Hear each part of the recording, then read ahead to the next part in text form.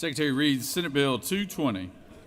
Senate Bill 220 by Senator Brass of the 6th and others. Bills being titled an act to amend various provisions of the OCGA so as to rename low THC oil as medical cannabis, to amend Chapter 12 Title 16 of Article 2 of Chapter 13 of Title 16 and Article 1 of Chapter 2A of Title 31 of the OCGA relating to offenses against the public health and morals, regulation of controlled substances, and general provisions relative to the Department of Public Health, respectively, so as to clarify and revise criminal penalties, to provide for related matters, to repeal conflicting laws, and for other purposes. Mr. President, the Senate Committee on Health and Human Services recommends that this bill do pass by committee substitute.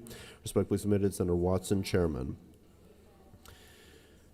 Mr. President, the Senate Committee on Health and Human Services offers the following substitute to Senate Bill 220. Bills being titled an act to amend various provisions of the Official Code of Georgia Annotated as to rename low THC oil as medical cannabis, to amend Chapter 12 of Title 16, Article 2 of Chapter 13 of Title 16, and Article 1 of Chapter 2A, Title 31 of the Official Code of Georgia Annotated, related to offenses against the public health and morals, regulation of controlled substances, and general provisions relative to the Department of Public Health, respectively, so as to clarify and revise criminal penalties, to clarify and revise exemptions to criminal penalties, and for other purposes.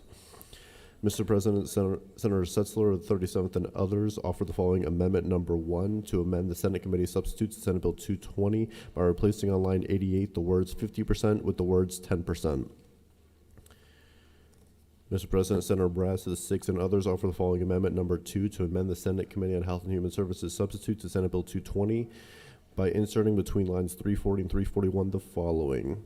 Said chapter is further amended by revising subsection A of Code Section 16-12-230 related to requirements for dispensing low THC oil as products as follows. A, rejecting low THC oil and inserting medical cannabis or medical products shall only be dispensed and for other purposes. Mr. President, Senator Burns of the 23rd and others offer the following amendment number 3 to amend the Senate Committee on Health and Human Services substitute to Senate Bill 220 by striking line 9 and inserting in lieu thereof the following such information by striking lines 389 through 391 and replacing it with the following reserved. Mr. President, Senator Robertson of the 29th and others offers the following amendment number 4 to amend the Senate Committee on Health and Human Services substitute to Senate Bill 220 by replacing on lines 433 through 456 with the following. A, cancer when such disease is diagnosed as end of stage or treatment produces related wasting illness or recalcitrant nausea and vomiting and for other purposes. Mr. President, that completes the order.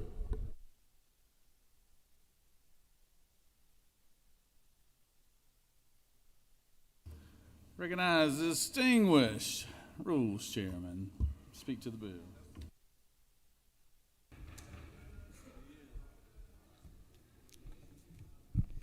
Thank you, Mr. President, colleagues. I bring to you SB220, Medical Marijuana Bill. And I first want to tell you a little bit about why I'm passionate about this bill and the program as a whole. Back in 2019, when we were going through the study committee to figure out how we were going to set up this program in the state of Georgia, we were in our last study committee, and laying on my desk was a letter from a neurosurgeon, neurodoctor with the Shepherd Center, in support of medical THC for this state. And I thought I recognized the name on it, but I wasn't real sure, so I actually texted it to my mother. My mother got diagnosed with multiple sclerosis back in 1999, 2000, around that time. And I texted my mom the letter, and I said, "Mom, do you know who this doctor is?" She said, "Yes, that's my doctor." And it dawned on me right then that I wanted my mom's doctor to have every tool in the tool chest he could possibly have to treat her, should she ever need it. Now, she's fortunate. She never has needed it. In fact, the medicine she was on for over 2 decades, she's now off of and living drug-free and living with MS, but still healthy. But there's others out there that aren't so lucky. And some of them need this medicine. Some of these doctors need this tool to treat their patients. So I'm going to be very clear on what this bill does. In 2019, when we passed the bill, we set a limit of 5% THC oil. When you look at 18 other medical marijuana states in this country, medical marijuana only, not recreational, the lowest percent is 50%. Of those 18, the highest is 70%. So this bill would take us from 5% to 50%. The other thing in this bill that is going to get the most debate is going to be the vaping. Under current law, we don't allow vaping. And I understand the concerns. I am concerned around vaping. But I also have concerns for those with epilepsy who may be going into a seizure and may need this medicine to work a little bit faster than 1 hour or 2 hours, however long it normally takes, which I think an hour is about the normal. If they're about to go into a seizure, they're going to need immediate relief. That is the need for vaping. And if you're going to allow vaping, which I think we should for those types of patients, and there's others, I believe you've got to increase that percentage from 5 to 50 at a minimum. Because the 5% is not going to give them the immediate relief they need. So instead of having to vape one time, they're going to have to vape 10 times. And the amount of the percentages of additives that go into that vaping, which some say can cause as much harm as the actual anything that's in there, you're looking at a 95% ratio of additives versus a 50% ratio. So that is another purpose of taking that 5 to 50. And the third and final thing that really is probably going to get the most debate today is around the conditions. Back when we set up the study committee, the chairman of HHS and myself, and then Lieutenant Governor Casey Cagle, put in a law that said DPH, in conjunction with the Composite Medical Board, would make recommendations around conditions for the list of diagnoses. And DPH, in conjunction with the Composite Medical Board, sent a letter requesting that we add lupus. They also sent a letter requesting that we strike Crohn's disease and add inflammatory bowel disease. The conditions are start on lines 429 and they run through lines 456. That's on pages 18 and 19. The other thing we've done with the conditions, we found that it's confusing for doctors and patients with the language severe or end of life. So we have removed that from most of the conditions. We did leave it on peripheral neuropathy. We left severe. We took end of stage because there's no such thing as end of stage peripheral neuropathy. But it does still have to be severe, and that was to make sure people weren't using this for carpal tunnel and things mild like that. My original bill under autism inadvertently struck through the lines when such disorder is diagnosed for a patient who is at least 18 years of age, or severe autism when diagnosed for a patient who is less than 18 years of age. That language is back in the bill. I want to be very clear on that. So for autism, they have to be 18 or up, or it has to be severe.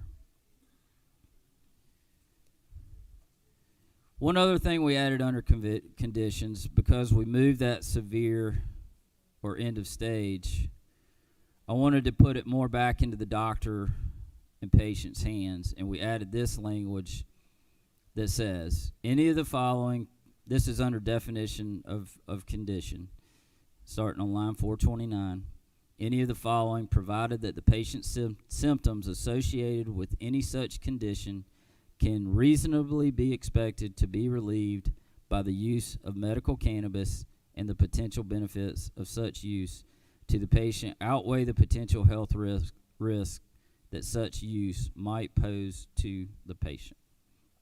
So that's the meat of the bill. Most of the rest of the bill goes through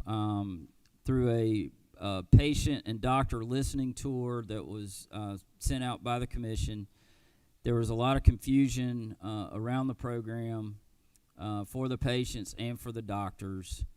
And one of the things was calling it a low THC program.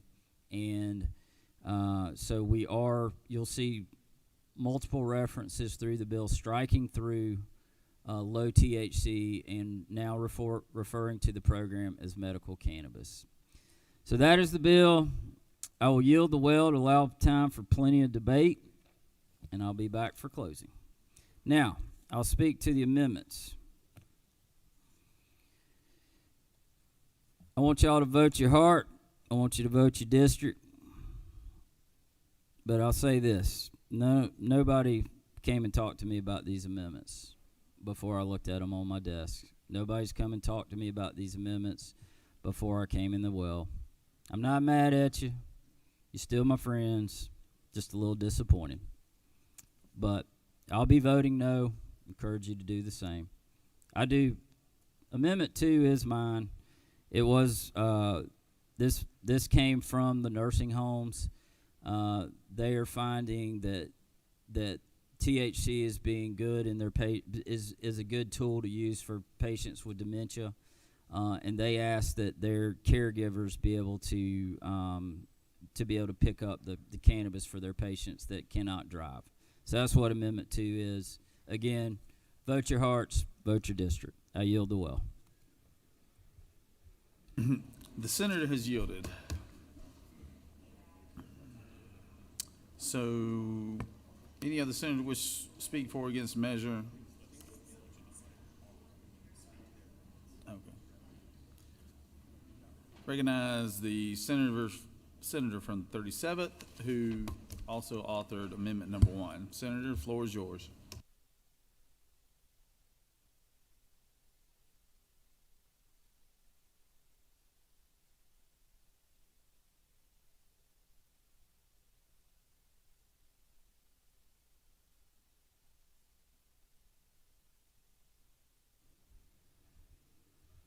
Thank you, Mr. President. Ladies and gentlemen of the Senate, author of the bill, co-sponsors, this is an issue that's worthy of debate. Scientific double-blind research tells us that with the regular use of THC, marijuana, 3 times a week, from the late teenage years to middle age, adults in the prime of their lives have an IQ of 6 to 8 points lower with the regular use of THC. Now, what that means to you is, maybe not much. We don't live in the world unless you're an educator and think about such things most of the time. It's not a world we live in. But 8 points on your IQ is what's called a half standard deviation. What that means is if THC use regularly over the course of a decade and a half or so lowers your IQ, your brain power, by 8 IQ points, that means the average American in the prime of their adulthood, who would be at the 50th percentile of intelligence, with lowering their IQ by 8 points, is now in the 33rd percentile. That means if you're the average Georgian, you're now dumber than 2/3 of Georgians by the regular use of marijuana over the course of more than a decade. This is not a victimless crime. No, when we passed low THC oil in 2015, I was a member of the House. There was a sweet little girl there rolled into the back of the House and said that she needed the cannabinoids that was in the oil that came from the cannabis plant, because there were things that happened, there were conditions that even though the research wasn't super solid on it, we knew anecdotally it helped them. And the discussion in 2015 was there needed to be a trace amount of THC, maybe 0.5% in there. But there was the cannabinoids and all the substances in this low THC oil that made the difference. No, after a couple years of debate of this, myself and others came together and said, you know what, let's do this for these people. That we recognize all the things that we need for medicine are provided for us if they're used properly and they're used responsibly. But I would tell you, friends, that taking young adults and taking the words of a General Assembly and our law that says it's okay to do these things, to take the kind of concentrations of THC that we're proposing this bill, has a big effect on our nation. It's not a victimless crime. Not only does it make people dumber, that's proven in research.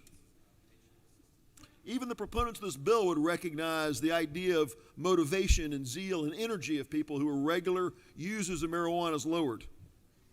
And friends, when we think about what this does, what high THC used day in, day out, week in, week out does to health, even the websites of the THC community says, don't take THC, don't take cannabinoids during pregnancy. It increases the likelihood of children having ADHD, autism, and we see that with these high concentrations of THC, even though we may call it a medicinal substance, increases the cases of psychosis and even schizophrenia. It has a massive impact.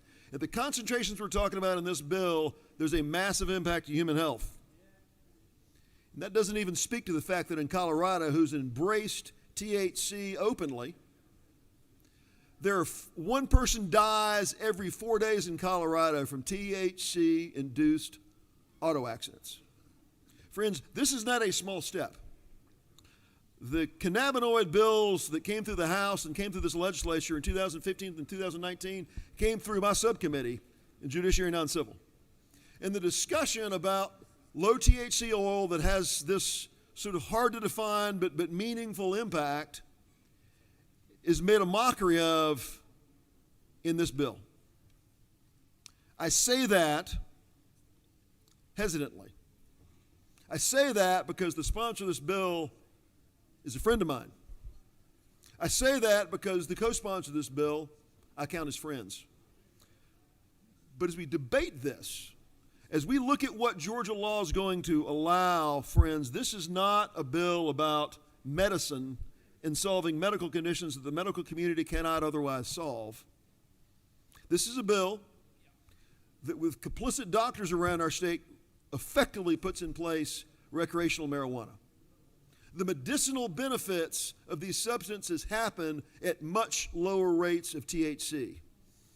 You don't need 50% THC honey oil or vape oil to accomplish the to achieve the medicinal value that cannabinoids can provide. Friends, I provided you on your desk a little flyer. If you're a member of the public watching this, you can't see this, but what it says is, what Senate Bill 220 does, and I say this hesitantly and I say this regrettably, it takes the THC content from 5% to 50%. The concentration of what people are able to ingest in their bodies illegally goes up 10 times in this state by this bill. It's indefensible medically to do this.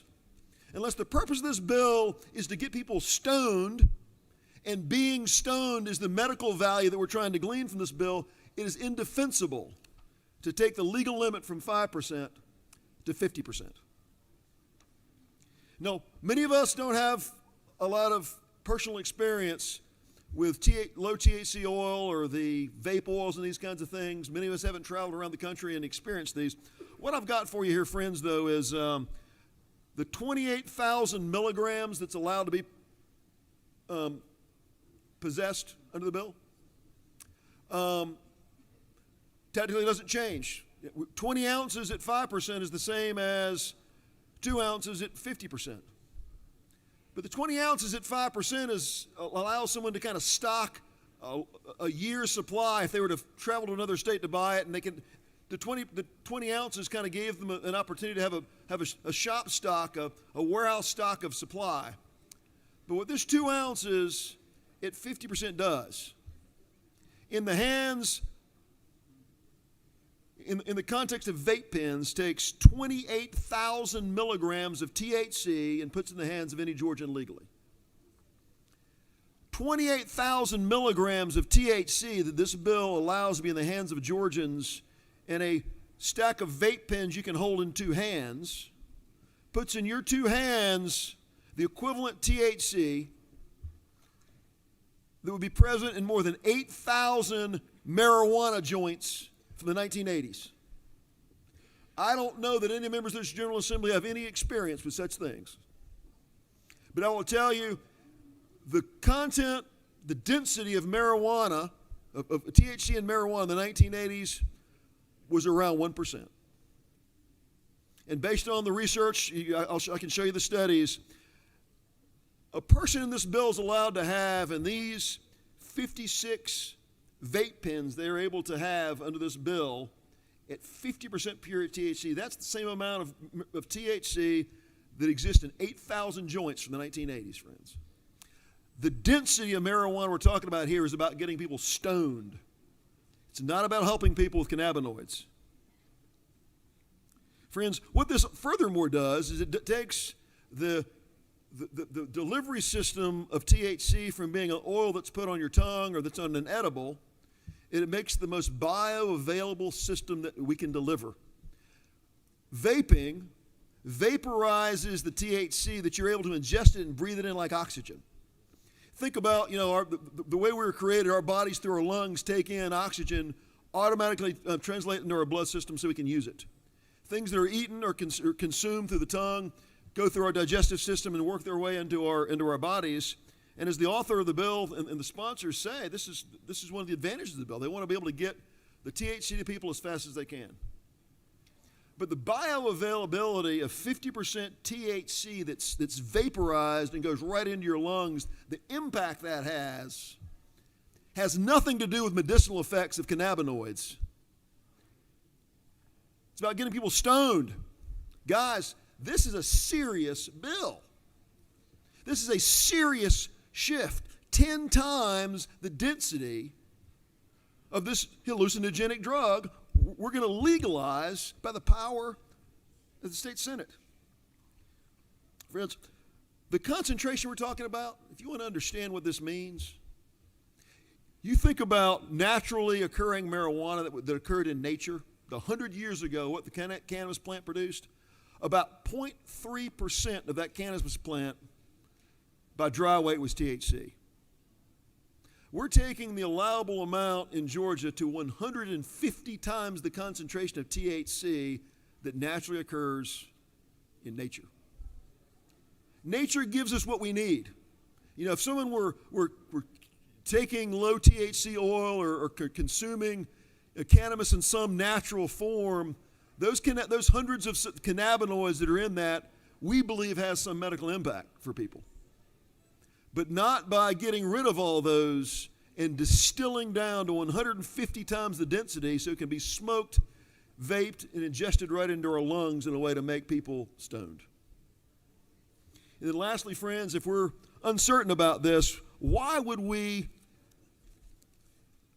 consider something that shows these negative medical impacts for adults? Why would we allow it for children? The American Academy of Pediatrics says that for people under the age of 18, there is no circumstance in which THC is needed to solve children's medical conditions. This bill, in 16 of the 18 conditions that are referenced, not all 18, but in 16 of the 18, allow this 50% THC concentration to be delivered to children at any age. Now, do I believe parents are going to be giving infants this? No, I don't believe that's what parents will do. But there is no age limit on who this is delivered to, friends. This is serious policy. And if you believe that the 200 cannabinoids that are in low THC oil and that are naturally occurring cannabis are meaningful, let's protect that. That's what's in law now. But taking the concentration to 10 times what it is today is not about the medicinal value of cannabinoids. It's about getting people stoned. It's about legalizing de facto recreational marijuana to the tens of doctors around the state that will give this out for intractable pain or other conditions folks can present and demonstrate, and radically change the value of what we did back in 2015 with Haley's Hope Act to give cannabinoids legally to people in an oil form or otherwise of folks that had unique medical conditions and needs. I say this in hesitance to my friends who proposed the bill, but friends, Senate Bill 220 is a dangerous bill. I don't say that lightly. This bill increases what can be given to people legally by 10 times the concentration that exists today, and it is not about medicine, but it's about legalizing getting folks stoned and legalizing de facto recreational marijuana under the name of medicine. Mr. President, glad to take questions.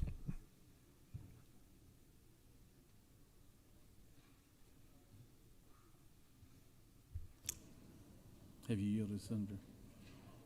Senator, have you yielded? Did you yield for questions? Glad to take questions, Mr. President. Okay, I'm sorry. Recognize the senator from the 23rd. Thank you, Mr. President. Will the senator yield? Yes, sir. Could you refresh my memory when we began discussing the medical use of cannabis? What was the original THC content proposed? Yeah, we were in 2014, I think. It might have been 13 or 14. It ended up passing in 15. I don't want to quote it wrong. I know there was discussions around 0.3%, 0.5%. That was where we started. There was an effort in 2019, I think that the senator from the 6th alluded to, when the author of the bill in 19 brought the bill before our House committee, he didn't propose 5%. He proposed unlimited THC content at 20 ounces. Now, had we passed that, had we not done our homework, that would have authorized 80% THC at 20 ounces, which at the time, about $2,000 or $3,000 an ounce of street value. That would have been $60,000 of pure THC honey oil would have authorized. We stopped it. Instead of making it unlimited, we limited it to 5%, which was still a 10x increase over what was originally proposed in this. And 5% was really not low THC oil. It was radically higher, but we left that alone and said, you know what, let's just leave it here. It's got all the THC anyone would ever need because it's supposed to be about the cannabinoids. Thanks, Senator. You filled a yield for Yes, one sir. follow-up. Happy to. So I think my recollection is that we started somewhere around 0.5%, at least a number of years back. Yes, sir. And then we went to 5%, which was 10 times greater. Yes, sir. And now the proposal is to go to 50%, which would be 100 times greater. Is that not true, Senator? Correct. And I think it's under the false premise that, other states that call themselves medicinal are 50 to 70. Well, that's really not the question we had to ask ourselves. I don't doubt what other states have done. Many states have wanted to be medicinal in name, recreational in practice. That's what this bill does. This bill's following that lead. If we care about the cannabinoids and the value of this for people with difficult conditions, 5% is probably 10 times what they really need in terms of THC content. Thank you, Senator. Senator, you have no more questions. Mr. President, appreciate that. This is a hard debate to have, but it's a serious question to deal with. I would ask for your opposition to the bill as written and the adoption of the amendments. If we pass the amendments that are being offered, I think this is a bill that preserves the integrity of what's proposed initially and that serves Georgians well. Mr. President, with that, I'll yield the well.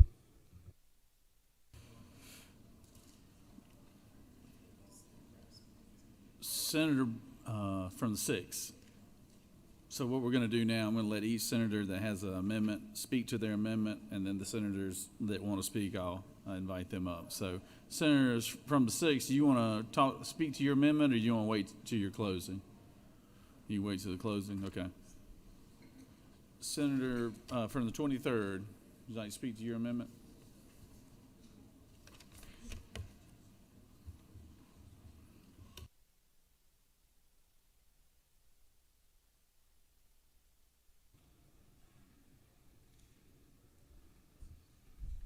Thank you, Mr. President. Colleagues, as has been pointed out, this is a serious discussion, and we're moving quickly to a place where I'm not comfortable. I want to speak specifically to Amendment Number 3. What it would do is, under current law, vaping is not allowed as a method of use. So if you'll note in the bill on lines 388 through 391, that would allow, it would repeal the ban on vaping. So currently, vaping is not allowed. If adopted as is, we would repeal the option of using vaping as a method of delivery. What my amendment does simply removes the repeal and goes back to the underlying bill, which would require that vaping not be used for the delivery of THC. There are a number of other questions and concerns about the bill, but I look forward to having that conversation with the author. I'm happy to yield the well or yield for questions.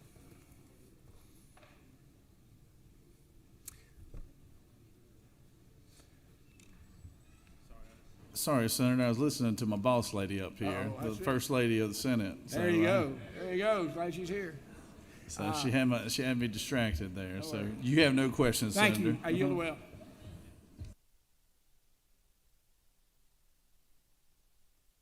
Senator from the 29th. Floor is yours to speak to your amendment.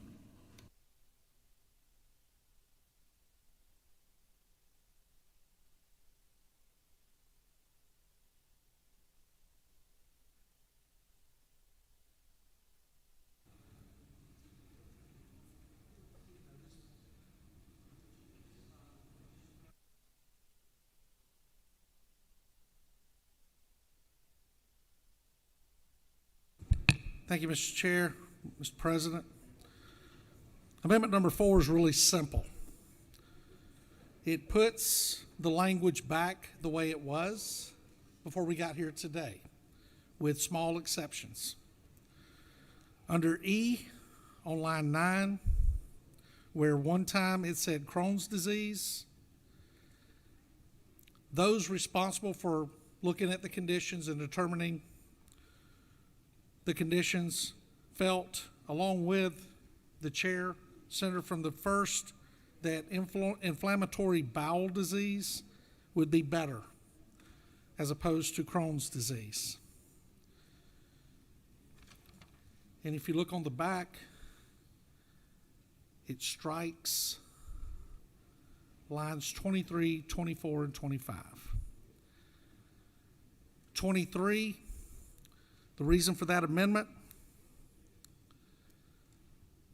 I have a very clear understanding of that condition. I understand the therapies and medications that are out there to address that condition. I have a lot of close friends and late friends who suffered from that condition, and the use of marijuana to address that condition is an extremely dangerous mixture. In many cases, it worsens the condition. And number 25, intractable pain, we have all been to the hospital where they hold up the little sunshine and there's a 1 on one end and a 10 on the other end, and they ask you to let them know where you feel your pain is there. Have a good friend, retired Colonel Carl Savory, that said that is absolutely the worst idea that anybody ever had to measure pain. And basically, in an environment where recreational marijuana is at the front door knocking, the last thing we need is a condition that cannot be measured, cannot be confirmed. But if you look on the front side, we can measure cancer. We can stage cancer. As the author of the bill said, multiple sclerosis, we can measure it.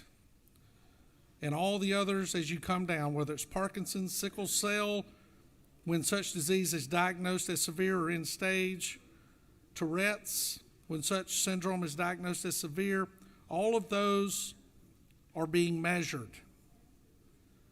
But the others we cannot. So all this is doing, with tiny exceptions and under the advice of those responsible on line E, All we're doing is putting this right back to where it was and not turning it into something that could be easily manipulated and create an environment of recreational marijuana in the state of Georgia. Thank you, Mr. Chair. If there are no questions, I'll yield the well. You have one question, Senator. Yes, sir. Recognize Senator from the 41st. Thank you, Mr. President. Senator, do you yield? I do. Senator, so you talk about having some concern about people being able to get this marijuana card based on a disease that cannot be measured. We've had this program in place for a little while now. Are you aware of people using intractable pain in order to get thousands and thousands of medical marijuana cards or low THC oil cards? Did you say thousands and thousands? Are you aware of current abuse? Senator, Yes. You said thousands and thousands? Yes. I think this is where we lose something in the debate, where we become hypothetical, where we want to blow some number up. I was happy to yield to you for a legitimate question. So, may I rephrase the question no, before you ma'am. yield? No, ma'am. I'll go ahead and yield the well. Thank you, Mr. President. The senator has yielded.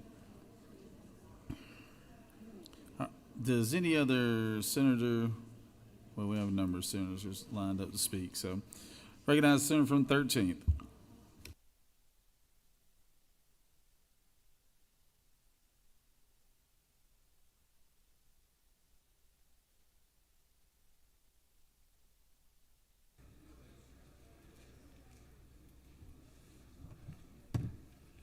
Well, I'm confused. And if you're not confused about all the stuff coming out here today you've heard, then you're a much smarter person than I am. But I'm going to read you the definition of confusion from Google so we know it's true because it comes from Google, okay? To cause someone to feel uncertain or unclear or to make something difficult to understand. Are we not there? Well, that's where we are. Let's talk about that for just a minute.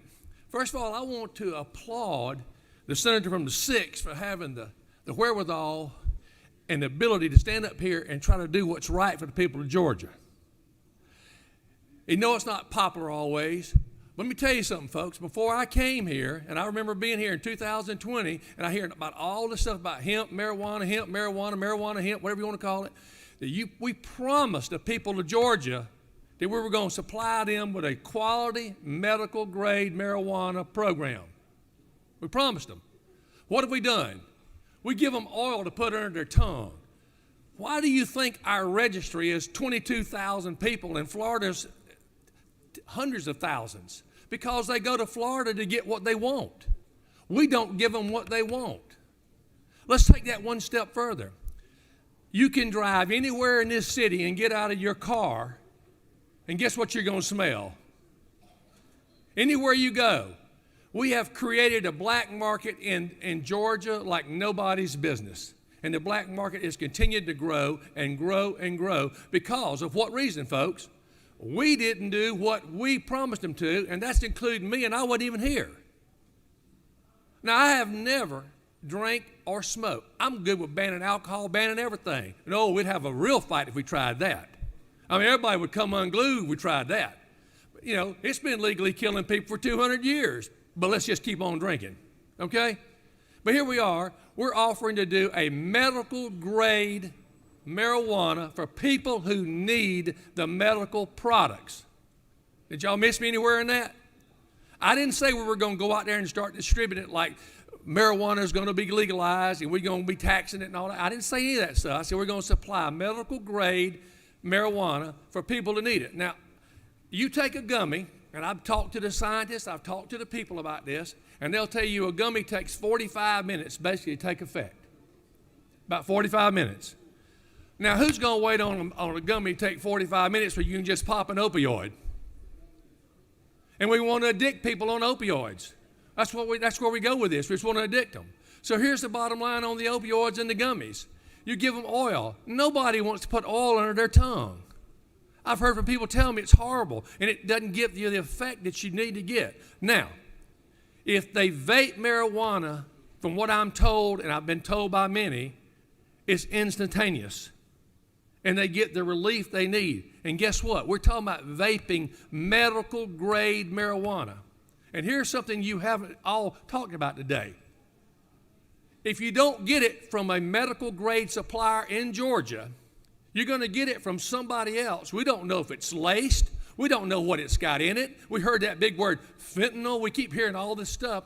You don't know what it's got. But if they get it from a medical grade facility where we pass laws to make them spend $20+ million on their facilities, and yet we don't allow them to sell their products. Something's wrong with that picture, people. Something's wrong with that picture.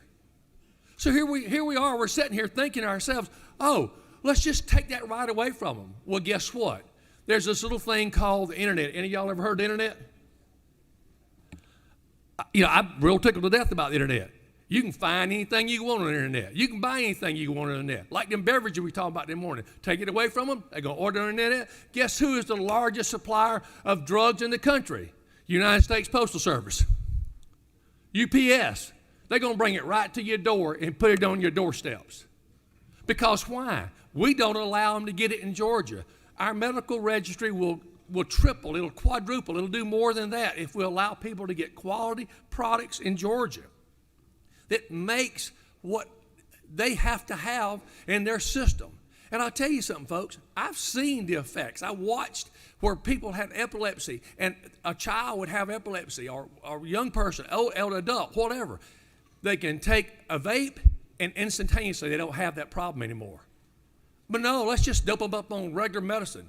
You know, let's just go and get them hooked on something that, you know, for their own rest of their life, hooked on something. Now, everybody keeps talking about deaths on marijuana and deaths on this. I swear to you, I keep trying to find anywhere that shows where somebody has died with an overdose of marijuana or a vape. I can't find it.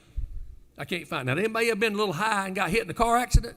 I ain't going to go there, okay? They also could have been a little drunk and got hit in a car accident. Okay? They also could have been a little stupid and got in a car accident and gotten killed. Okay? The bottom line of it is it happens. But the reality of it is medical grade is what we're trying to do to prevent what? The black market that we have in Georgia. And the black market will supply it if we don't allow them to supply it. And I'm telling you right now, I want you please to vote down the amendments except number 2.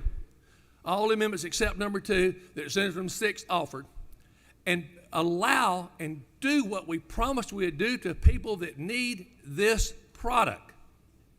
Because if we don't do it, they're going to get it somewhere else. And there's nothing we can do in here, us 56 people. We cannot change that fact. It will happen. We know it will happen. But at least we'll be giving them something that's medical grade, quality made, and coming from people that we gave licenses to that cost them $100,000+ they had to go build 50,000 or 100,000 square foot building just to grow this and process this, and we will allow them to get these products to the people that need them. Please vote for this bill and vote down these amendments except number 2, and let's move Georgia forward and not be caught in the rat race. Thank you. I yield well. Senators yielded.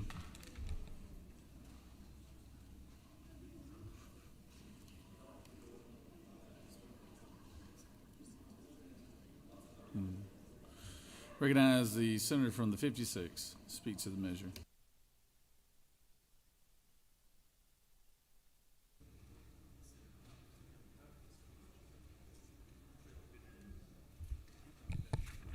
Thank you, Mr. President. This is an important issue with a lot of passion on both sides. I think it's important we have some historical context, because not many of us were here when this debate first started 13 or 14 years ago. We had a lot of folks here, many with children who may have had epilepsy or other types of medical conditions. And from that, it was determined that we needed CBD oil. And the CBD oil was going to be the answer to help these children, which I think everybody's heart went out to, and we wanted to solve that problem. During that time, there was actually a prescription that was created, you can still get today, called Epidiolex, which was designed specifically to treat those with seizures by using the CBD oil. But even though that was available through a doctor and a prescription, we were told, oh no, we must have this, and it must be at 0.3% THC. And that debate went back and forth for about 18 months. Finally, they came back and said, it's actually not 0.3, it's 0.5. That's the only way we'll be able to cure these intractable conditions with 0.5 THC. And that went through the committee process and went back and forth between the chambers up to sine die one night at about 11:58. When the conference committee bill came back, and it wasn't at 0.3 and it wasn't at 0.5, it went to 5. 5, a multiple of 10 from what the absolute amount which was requested was going to solve all those problems. Think about that for a moment. Now we're talking about going from 0.5 or 5% to 50. Again, another 10 times from 5 to 50. Mark my words, 2 years from now, it'll be 100% because that'll be the next ask. But if it was going to be perfect at none and then ideal at 3, but then the only solution was 0.5, and now we went to 5, and now we want 50, to what end? There's a reason why THC is still a Schedule I drug. How many times do you watch the television and see one more pharmaceutical commercial of somebody playing with their dog and throwing a frisbee because the next great medicine is going to solve whatever ailments we may have? If this was solving real medical ailments all the time, I promise every big pharma company in the country would have a product on the market already. How is it that since the beginning of mankind, we just found out in the last 12 or 13 years that the solution to every single one of our ails has been pot? It should sound foolish because it is. Let's follow the real science here. Why do we keep doing this? I'll never forget when I met with some folks out in the hall. After the 5% was passed, the very next year, they sat there with tears in their eyes saying, we can't do this unless we can grow our own marijuana. I asked them who paid them. They turned around and walked away, as did their lobbyist. To what end, I'll ask you one more time, will we keep doing this? There's a process for medical conditions. You go to a doctor. The doctor prescribes you whatever medicine or whatever you need in order to hopefully heal you and get you better. We are at such a slippery slope now, and if you don't understand what's happened over the last many years, I hope it will give you the perspective you need to support any amendment that will lessen this, or perhaps more importantly, not pass this bill. I think it came from those purists of reasoning and thoughts. I respect the senator from the 6th, but the history doesn't line up with the results. Thank you. I yield the will. Recognize the senator from the 52nd to speak to the bill.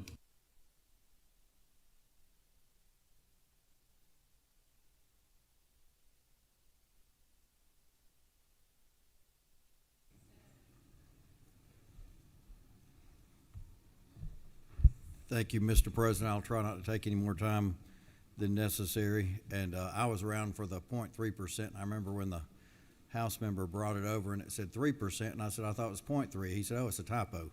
But then it was 3% after that, so I knew incrementalism was the goal there. I want to make sure everybody knows how this came about. There was a patient listening tour. Now, this tour didn't have the Georgia Department of Public Health, the Composite Medical Board, the Georgia Board of Pharmacy, but their input is that the Composite Medical Board did recommend lupus and the Crohn's to IBS thing change, I think. But this isn't, a randomized double-blind controlled study that we're doing or something like that. This is just a listening tour. You're at 5%, what do you want? We want 50%, okay. We want a vape, okay. Whatever people put on the listening tour was up for this bill, and even the department that handles this says the commission and staff prepared this report and should not be construed as an expression, perspective, practice, or viewpoint of the commission or its staff.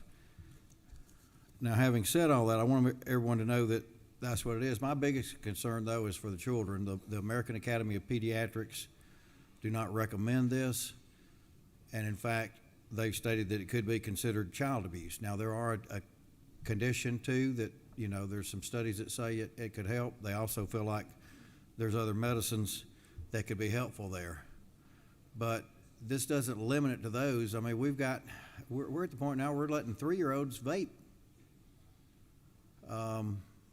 You know, and you could say, well, if they've got a terminal condition and they're going to be gone in a few months or something, what's the harm? But a lot of these are not terminal conditions. The evidence is there. Then the brain, it increases the gaps in what's called the synapses. It slows down transmission. It's not good for the brain for these children, and that's my most disappointing part in this bill, that we're having this wide open for all these children here. And so because of that, I can't support the bill. With that, Mr. President, I'll yield to Will. Recognize the senator from the 54th.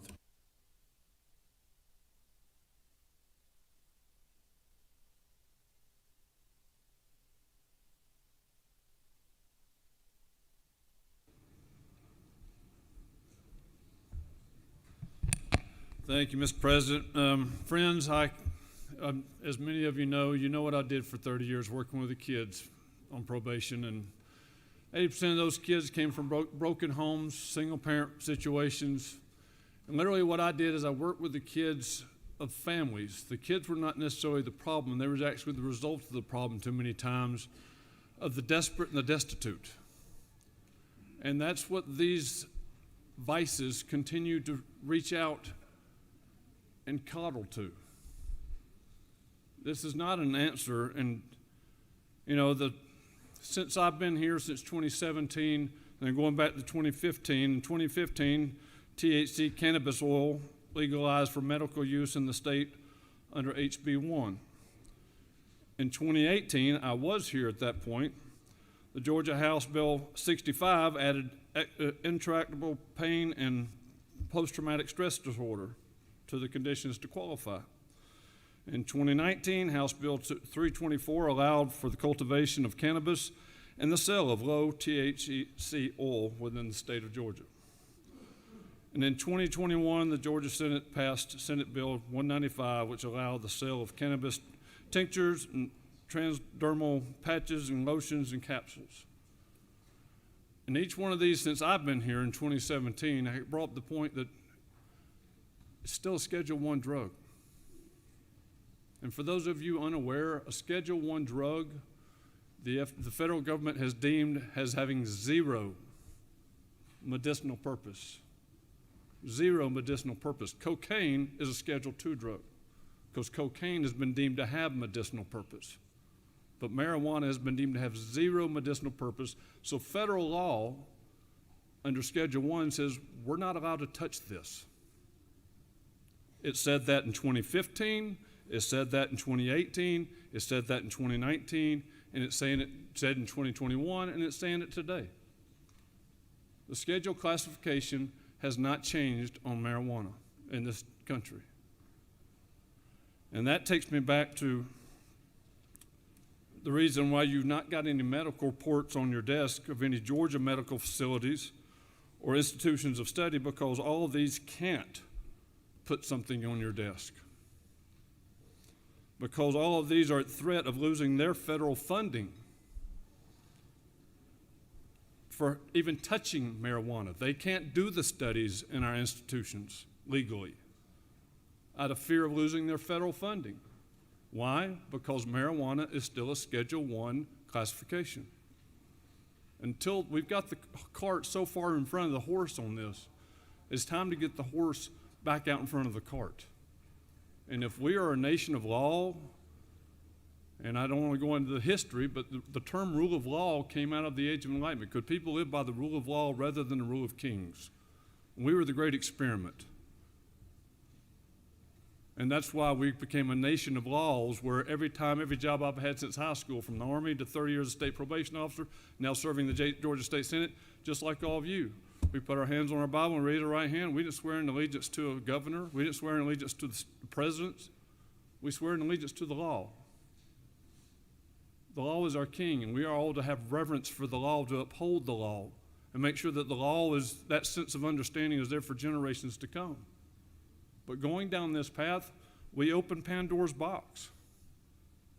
I voted all against those because I could see where this was going. And not in one time, and anyone that was here back then can attest, I didn't go speak against any of those. This is my first time coming to speak against this issue.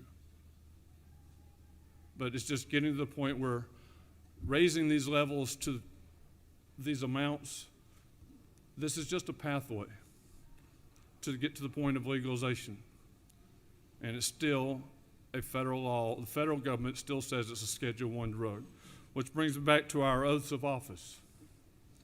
That, my friends, is why we all put our hands on the Bible in this room in January and swore an oath to affirm and support the Constitution of this state and the United States, meaning we are all obligated to uphold both state and federal law in everything that we do in this chamber. And so the mistake happened in 2015 when they pushed that aside and did what they chose to do rather than doing what the law allowed. I would just encourage you not to do, don't keep going further and further and further and further down this road. I don't know if we'll ever close Pandora's box, but going further and further and further down that road is certainly not the answer. At the end of this, one of these days, other people are going to fill these seats in this room. And I would like for us to be remembered in this body in this time as a people that maintain the rule of law for future generations to come. Not the rule of our lust or the rule of our desires, but the rule of law. Thank you, Mr. President. I will yield the well. Thank you, Senator. Senator's yielded. I will say that the senator from the 54th, we do have a special guest. The former senator from the 54th, Justice Charlie Bethel, is here today. Let's give Justice Bethel.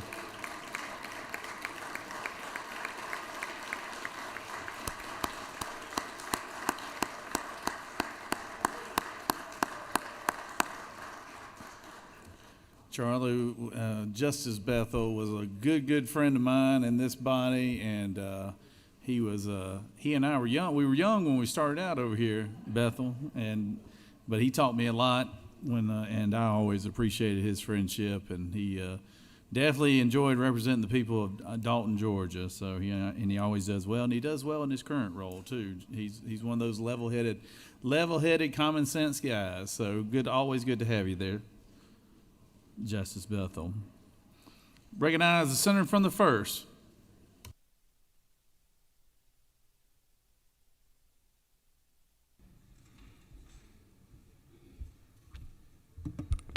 Thank you, Mr. President. I'll be brief, but I just want to give a little bit of a background relating to this. I, too, like the senator from the 56, was here. I was in the House, actually, as the second co-signer for medical marijuana. And what we chose to do then and now is separate out the difference between recreational marijuana and medical marijuana.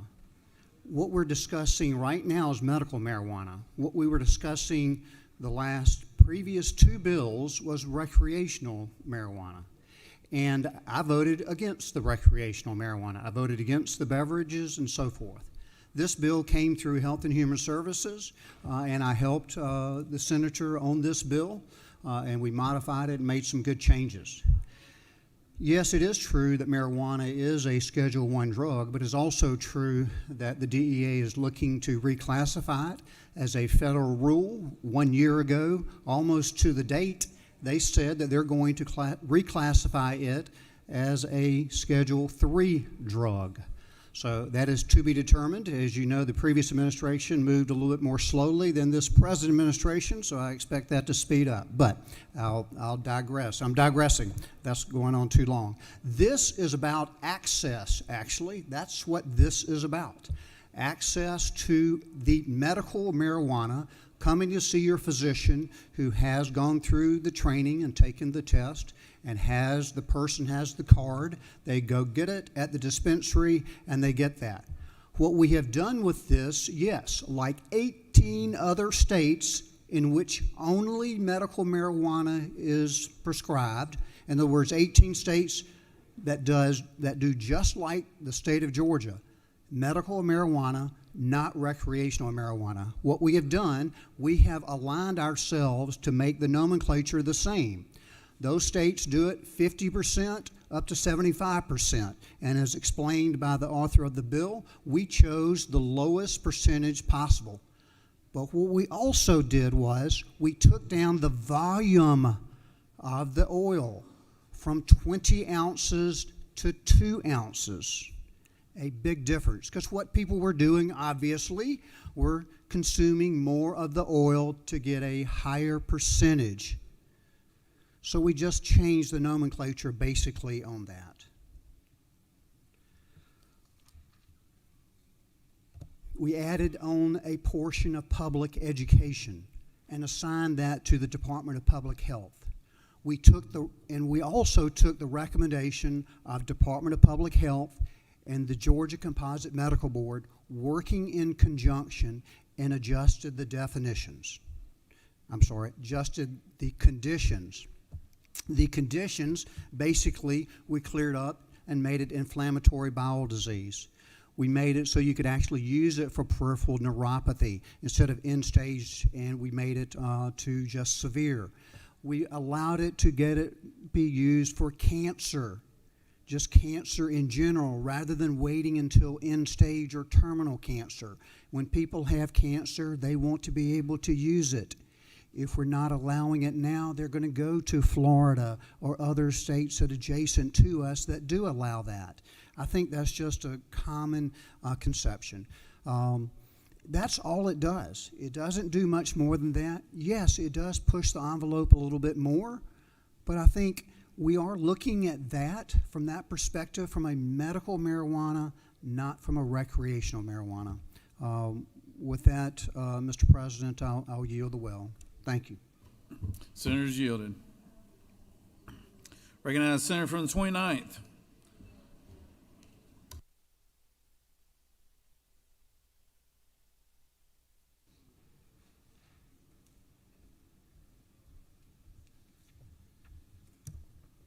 Thank you, Mr. President. I appreciate everything everybody has said up here so far. I would say my good friend from the first, while he's right on a lot of the stuff he said, I'm somewhat disappointed that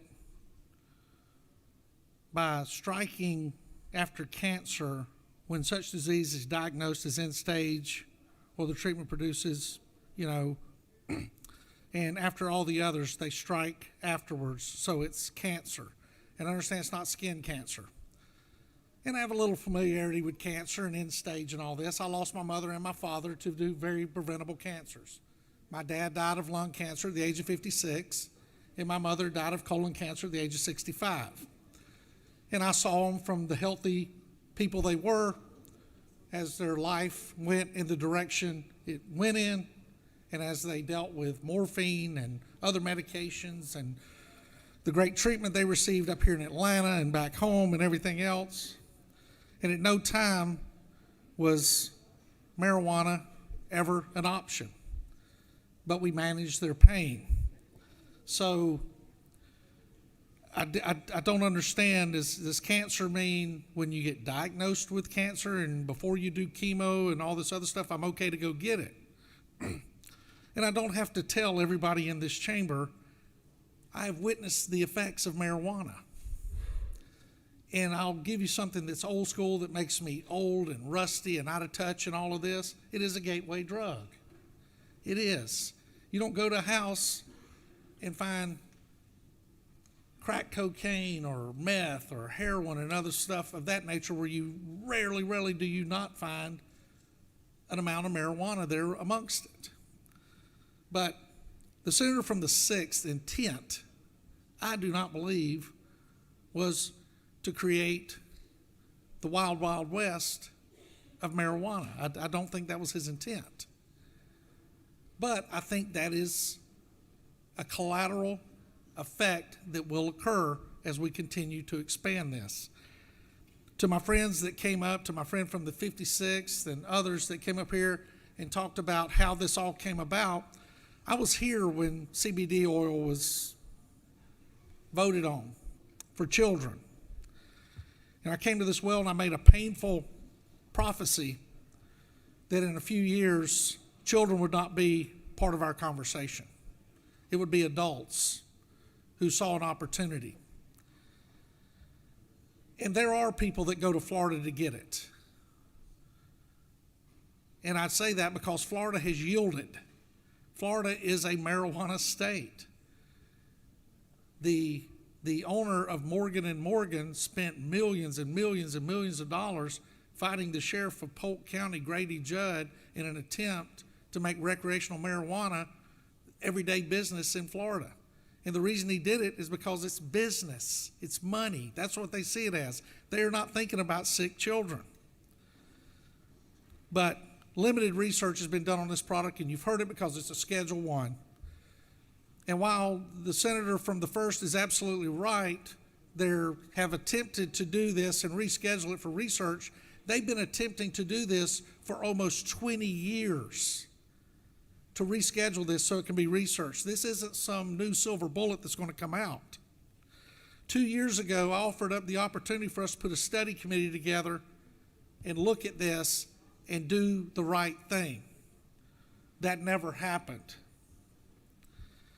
What we're doing here, there's medication out there to handle these problems, but we don't want to do that. But I want to tell you, if you want to keep pushing the envelope on marijuana, then when you talk about homelessness, understand the impact that marijuana has on the homeless community. When I was in Denver, I went to the largest homeless shelter I've ever been to. And I asked the man that ran it, I said, did marijuana make them homeless? He said, no, sir, Mr. Robertson, it didn't, but it keeps them homeless.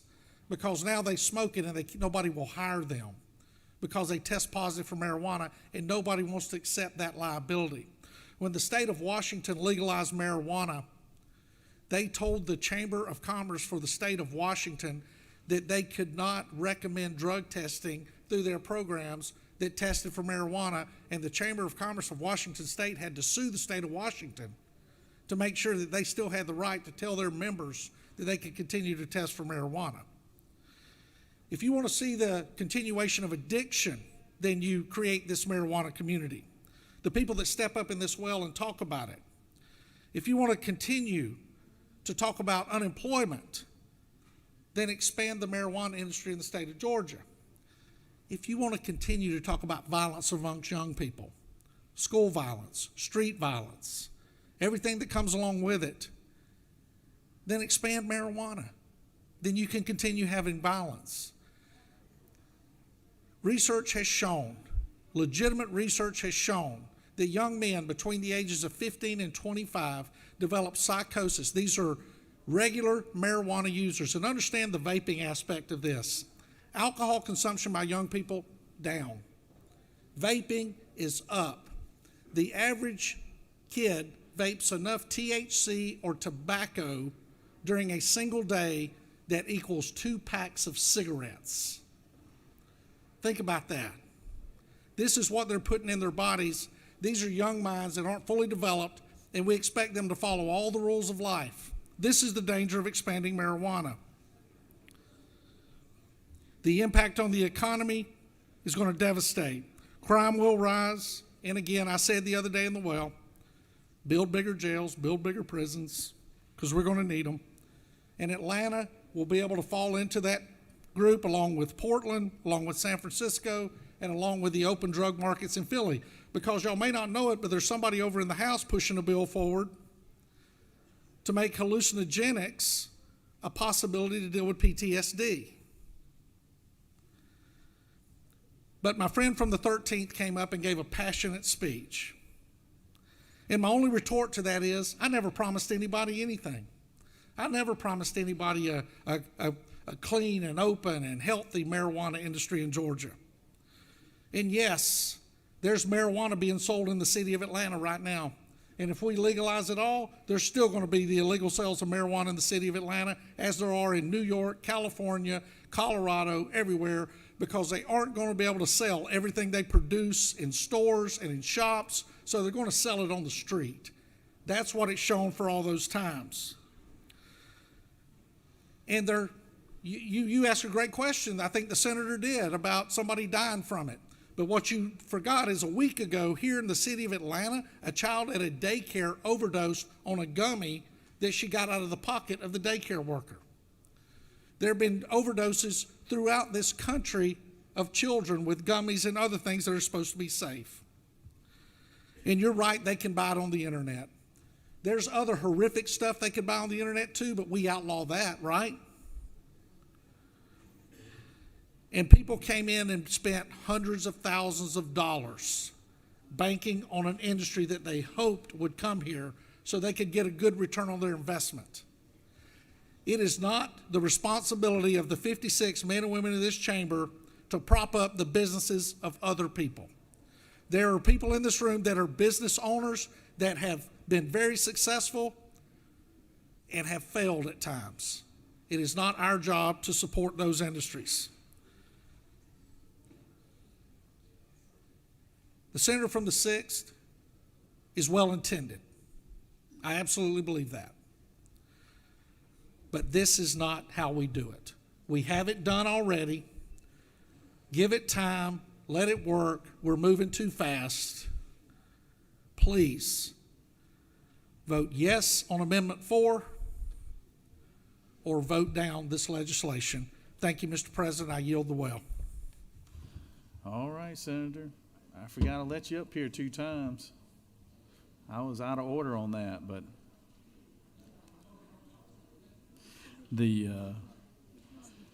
all right, I think we got one last speaker here, Senator from the 32nd.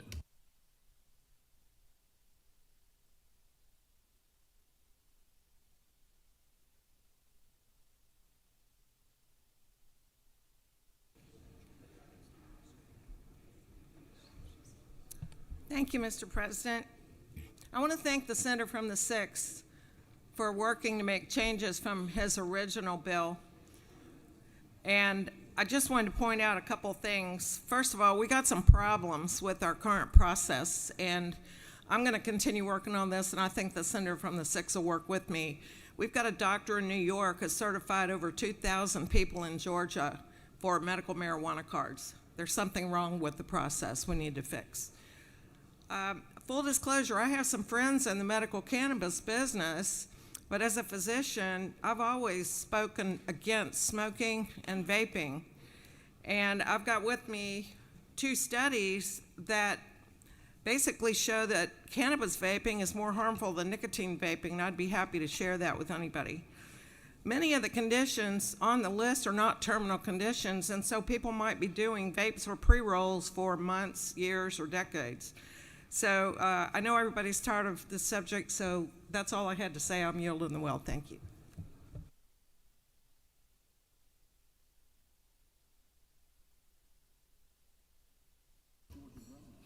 All right.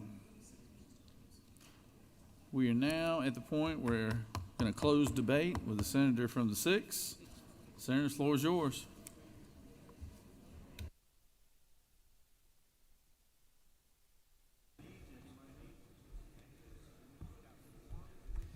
Thank you, Mr. President.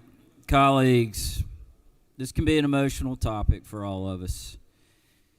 It's more emotional for some of those at home, those living with cancer, ALS, seizures, MS, Parkinson's, sickle cell, Tourette's, several others. And for those of you listening at home, I want you to know that my colleagues that are speaking against this, they're not against you, they're not against whatever illness that may debilitate you. They're simply against recreational marijuana, which this bill does not do. Under current Georgia law, any one of us sitting in these seats, no matter if you got one of these illnesses or not, Anybody walking these halls, anybody walking the streets of Georgia without a doctor can walk into a gas station, buy a gummy, and get, as the senator from the 37th so eloquently stated, you can get stoned. In fact, we just voted on it earlier. Senate Bill 33. You can walk into a gas station with nothing wrong with you and get stoned. This bill says, and our program says, under the direction of a doctor, someone with a listed diagnosis in law can go get medicine from one of the most regulated industries, if not the most regulated industries we have in this state. What separates us from other states that went the way of recreational, and even separates us from medical marijuana states like Florida, is we did two things that they failed to do. We got hold of our list of diagnoses, and we got a tight grip around the amount of licenses that we put out there. That is what separates us from those states. That is why we have a good program. And now all I'm asking is that we provide the proper access that will allow the proper dosage to some of these patients that are in need. While we were debating this, I got two text messages. One from an MS patient who actually happened to know her mother actually was a pastor at one of my previous churches. Said her MS is so bad, she's not as lucky as my mother. Her MS is so bad, she's tried many drugs, and the pain is too much. She too goes to the Shepherd Center. Her doctor is now recommending that she try medical marijuana. Another patient texted me, or I got a patient from someone else whose cousin was end of life with cancer. Throat was so bad, could not eat a gummy or any other form of marijuana, and the vaping was the only relief he could get in his last 8 weeks of life before he passed. And that is all we're asking, is for relief for these poor people with one of these diagnoses that we have written in law. I urge that you vote against the amendments, except for mine. Number 2. And I urge that you help me pass Senate Bill 220. Thank you, Mr. President. I yield the well. Thank you, Senator. The senator has yielded the well, and we have closed debate. It is time now to take up the amendments. We're just going to go in order. Amendment number 1, authored by the senator from the 37th. Is there objection to amendment number 1? There is objection to amendment number 1. All those that are in favor of amendment number 1 will vote yea. All opposed, nay. Secretary, unlock the machine.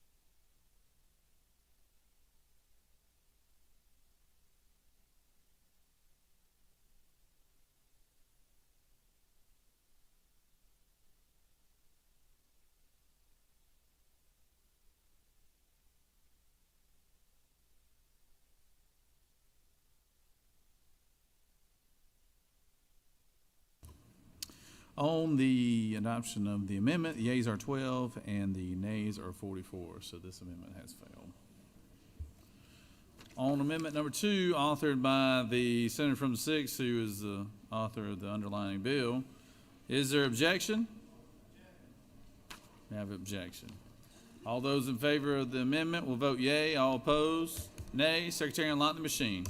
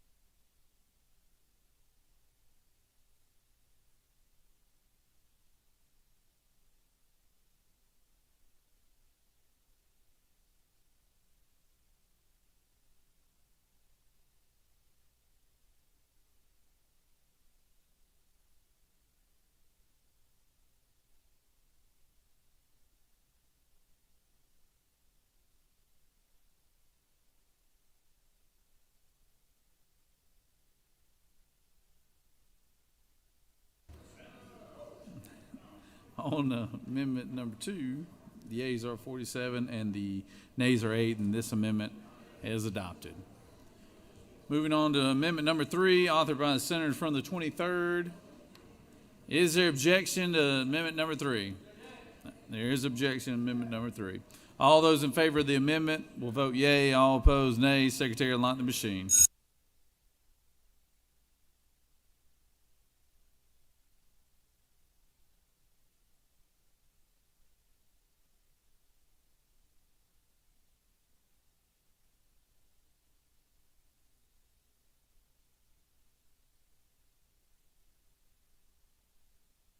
We should have a lot of House members in here right now. Y'all see all these House members we got in here? What are y'all doing over here? Over there, I thought y'all had like 160 bills on or something. Recognize Senator from the 51st. Parliamentary inquiry. State your inquiry. Isn't it true that the House members heard there were free samples in the Senate and they all came over for something to snack on? Senator knows what he speaks. Recognize Senator from the 27th. Parliamentary inquiry. State your inquiry. Is it not true the House members are over here looking for some good ideas? Man.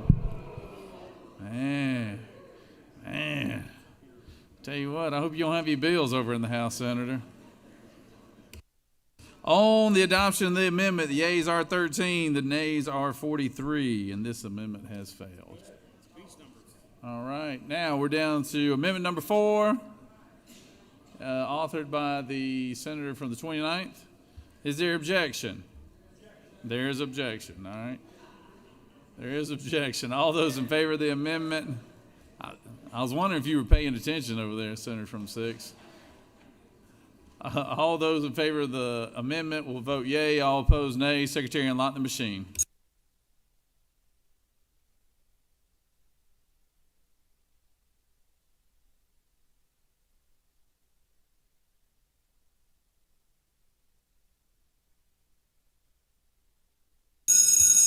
Senator from the 41st, what purpose use our eyes? Parliamentary inquiry. State your inquiry. Isn't it true that if this bill were to pass, we would make it so that people with PTSD could not receive this medication? I believe the senator knows what she speaks.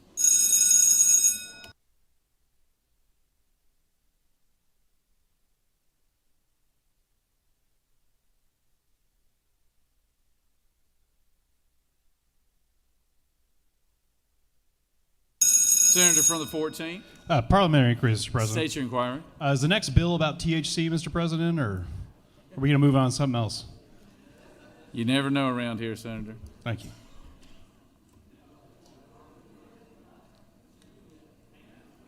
On the adoption of amendment number 4, the yeas are 12, the nays are 43, and this amendment has failed. Question is on the adoption of the committee substitute as amended. Is there objection to the adoption of the committee substitute as amended? Chair hears none. The committee substitute as amended is adopted. Is there objection to agreeing to the report of the committee which is favorable to the passage of the bill? Chair hears none. The report of the committee is agreed to. Is there objection to the main question being ordered? Chair hears none. The main question is ordered. The question is on the passage of the bill by substitute. All those in favor of the bill will vote yea. Opposed, nay. Secretary will unlock the machine.